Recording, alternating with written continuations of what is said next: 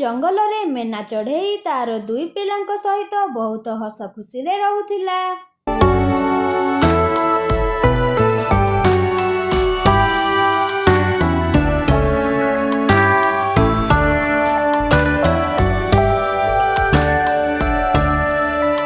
MENA ଚଢ଼େଇ ତାର ପିଲାମାନଙ୍କ ପାଇଁ ତାର ଘରେ ବହୁତ ଖାଦ୍ୟ ସଂଗ୍ରହ କରି ରଖୁଥିଲା।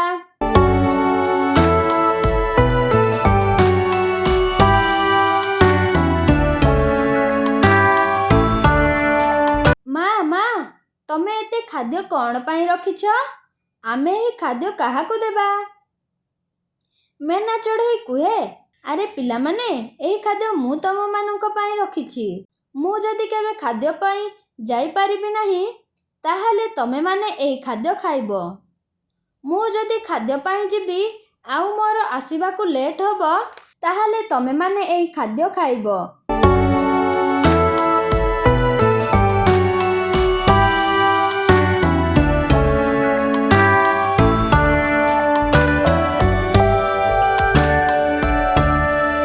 ମା, ତମେ ବହୁତ ଭଲ। ଆମେ ସମସ୍ତେ ମିଶିକି ଏହି ଖାଦ୍ୟ ଖାଇବା। ଏମିତି କଥାବାର୍ତ୍ତା ହୋଇ ଖାଦ୍ୟ ଖାଇ ଶୋଇପଡ଼ନ୍ତି।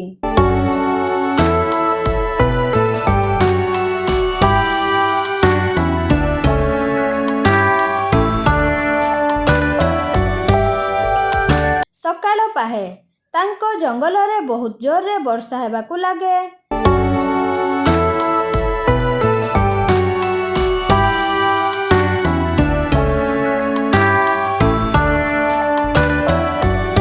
ମେନା ଚଢ଼େଇ ଖାଦ୍ୟ ପାଇଁ ଯାଇପାରେ ନାହିଁ। ରଖିଥିବା ଖାଦ୍ୟ ତାର ପିଲାମାନଙ୍କ ସହିତ ଖାଏ।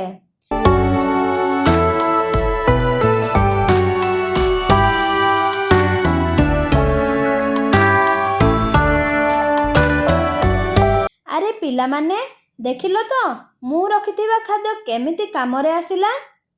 ହଁ ମା, ଆଜି ତମେ ଆଉ ବାହାରକୁ ଯିବ ନାହିଁ। ଏମିତି 2 ଦିନ ବିତିଯାଏ। ବର୍ଷା ଛାଡ଼ିବାର ନାଁ ଧରୁନଥାଏ।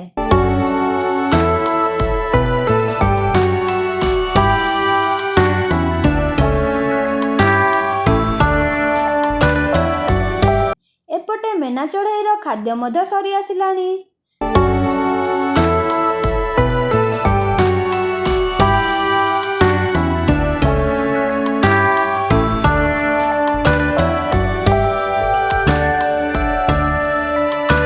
ମେନା ଚଢ଼େଇ କୁହେ, ଆରେ ପିଲାମାନେ, ଆମର ଏବେ କମ୍ ଖାଦ୍ୟ ଅଛି।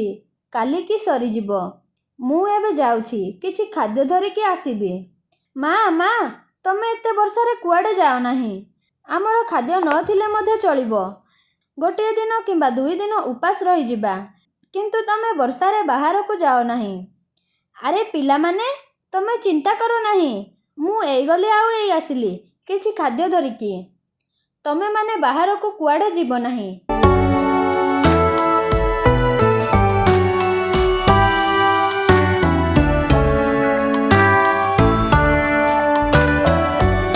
ଏମିତି କହି ମେନା ଚଢ଼େଇ ଖାଦ୍ୟ ପାଇଁ ଚାଲିଯାଏ।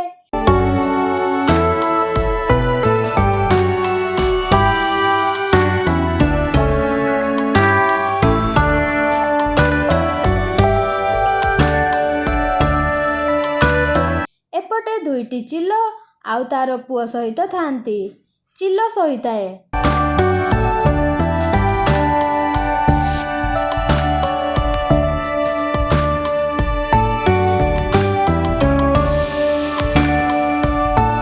ଚିଲର ସ୍ତ୍ରୀ କୁହେ, ଆରେ ତମେ କେତେ ଶୋଇଛ?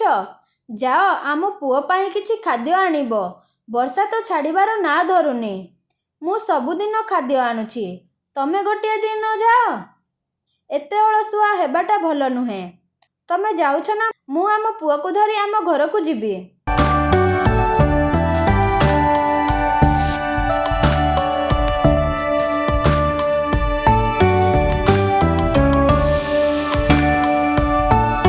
ଆରେ ତମେ ସେତିକି ଗର୍ଗର ହୁଅ। ମୁଁ ଯାଉଛି, ତମମାନଙ୍କ ପାଇଁ ଖାଦ୍ୟ ଆଣିଦେବି। କିନ୍ତୁ ଏତେ ବର୍ଷାରେ କେଉଁ ପକ୍ଷୀ ବାହାରେ ଥିବ ଯେ ମୁଁ କାହାକୁ ଶିକାର କରିବି? ଆରେ ତମେ ବର୍ଷାରେ ନ ଯିବା ପାଇଁ ବାହାନା କରୁଛ। ତାହାପରେ ଚିଲ ଜଙ୍ଗଲକୁ ଚାଲିଯାଏ ଶିକାର କରିବା ପାଇଁ।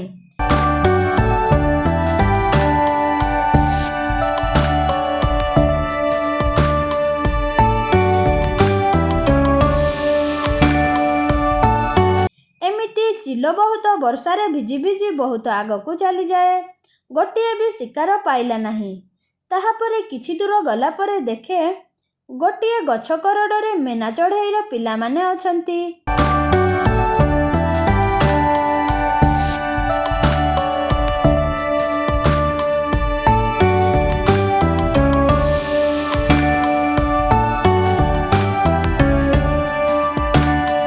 ଚିଲ ସେଠାକୁ ଯାଇ ମେନା ଚଢ଼େଇର ପିଲାମାନଙ୍କୁ ଧରି ନେଇଯାଏ।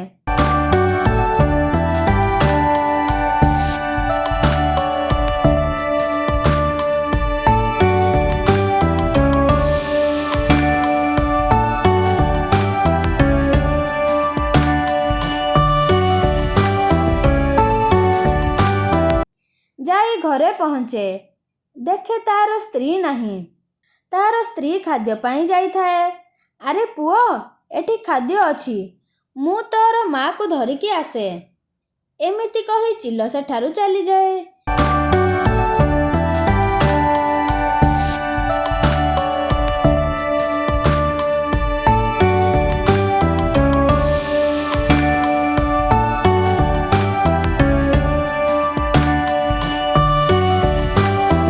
ଚିଲର ପୁଅ କୁହେ, ଏଠାରେ କ'ଣ ଅଛି?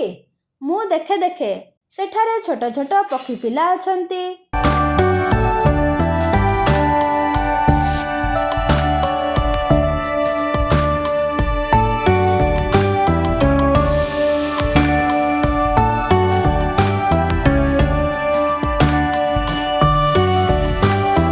ଆରେ ଭାଇ ଚିଲ, ଆମକୁ ଛାଡ଼ିଦିଅ। ଆମ ମା ଆମକୁ ଅପେକ୍ଷା କରିଥିବେ। ଆମକୁ ଛାଡ଼ିଦିଅ।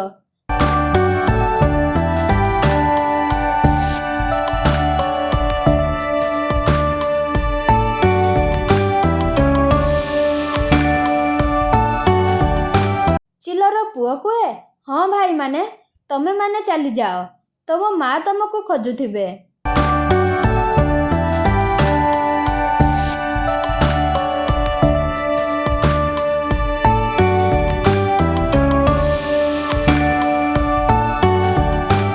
ତାହାପରେ ମେନା ଚଢ଼େଇର ପିଲାମାନେ ଚାଲିଯାଆନ୍ତି।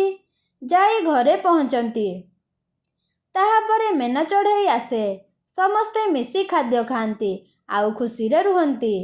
ଏହିପରି ନୂଆ ନୂଆ ଭିଡ଼ିଓ ଦେଖିବା ପାଇଁ ଆମ ଓଡ଼ିଆ କାର୍ଟୁନ ବାର୍ଡ଼ ଚ୍ୟାନେଲକୁ ଲାଇକ୍, ସବସ୍କ୍ରାଇବ୍ ଆଣ୍ଡ ସେୟାର କରନ୍ତୁ ଏବଂ ନୂଆ ନୂଆ ଭିଡ଼ିଓ ଦେଖୁଥାନ୍ତୁ।